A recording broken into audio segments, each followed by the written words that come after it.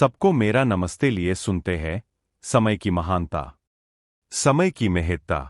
बाबा ने परमेश्वरी कृपा प्राप्त करने पर भी उनके परिवार के लोग हिंदू धर्म में प्रचलित सभी देवों को मानते थे, उनकी पूजा करते थे, सभी त्योहार मनाते थे, एकादशी, चतुर्थी इन दिनों में उपवास करते थे।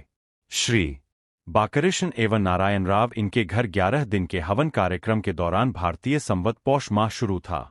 इस हवन की कालावधि में ही वद्य चतुर्थी आई थी। वह 1946 के जनवरी माह की 20 तारीख रविवार दिन था। यह चतुर्थी हिंदुओं में प्रमुख चतुर्थियों में से एक मानी जाती है। वैदिक दृष्टि से इस दिन का बड़ा महत्व है, ऐसा समझा जाता है। इस दिन बाबा के परिवार की महिलाओं को उपवास था। हवन समाप्त होते होते रात में बहुत देर हो जाती थी। सामान्यतः 11 बजते थे। इसलिए घर के पुरुष मंडली ने बाबा से विनती की कि आज स्त्रियों को निर्जला उपवास है और रात के 11 बजे हवन समाप्त होगा, जिससे उन्हें भोजन करने में बहुत देरी होगी। इसलिए हमारी ऐसी विनती है कि पहले भोजन करके फिर हवन में जाए। इससे स्त्रियों को परेशानी नहीं होगी।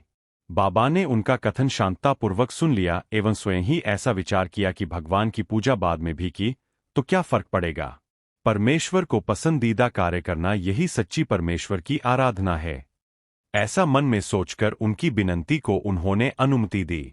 सायंकाल में भोजन समाप्ति के पश्चात हवन कार्य करने वे अपने ज्येष्ठ बंधु के यहाँ गए। उन्हें हवन प्रारंभ करने में वस्तुतः बहुत देर हुई थी। हवन समाप्त कर बाबा घर आए। बाबा का आराम करने का एक अलग ही 16x30 का कमरा था। उस कमरे में बाबा अकेले सोते थे। हमेशा की तरह बाबा मन में कुछ भी विचार न लाते कमरे का द्वार बंद करके सो गए। सामान्यतः अर्धरात्रि पश्चात 1-2 बजे के आसपास बाबा चोर चोर कहकर जोर जोर से चिल्लाने लगे।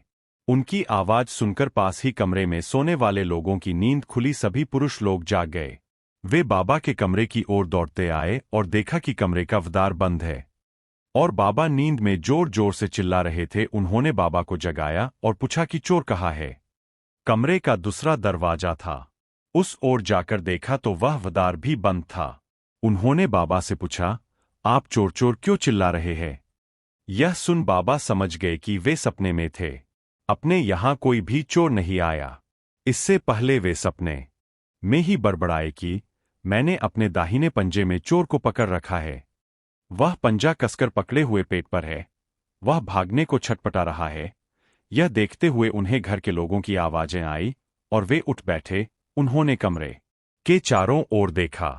उन्होंने घर के लोगों को वहां खड़े पाया।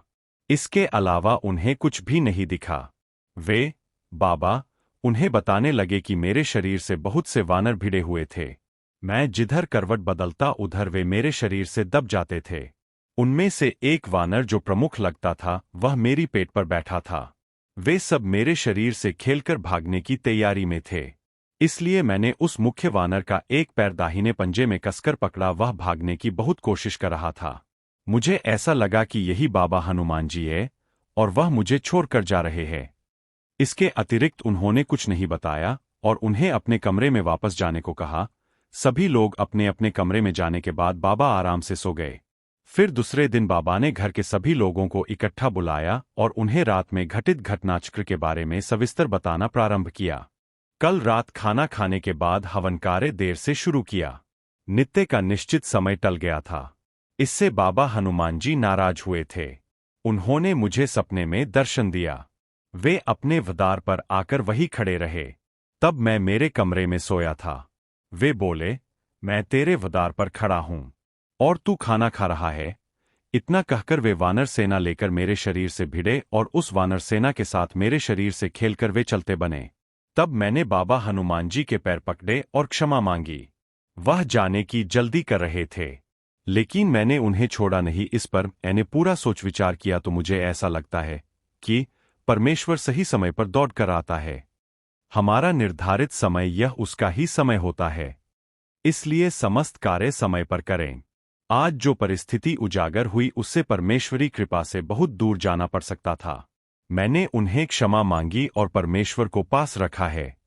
तथापि आप सब इससे आगे इसका ध्यान रखें, ऐसा परिवारजनों को उन्होंने उपदेश किया। इससे यह सिद्ध होता है कि समय का कितना महत्व है। हम हमेशा देखते हैं कि बाबा अपने सभी कार्य समय पर करते हैं और समय सीमा का पूर्ण रूप से पालन करते हैं। आओ हम भी इससे समय सीमा में बंधन का व्रत लें। धन्यवाद पूरा वीडियो देखने के लिए और चैनल पर बने रहने के लिए। वीडियो को लाइक कीजिए और चैनल को सब्सक्राइब कीजिए। वीडियो अच्छी है तो कमेंट बॉक्स में नमस्कार जी कमेंट करें।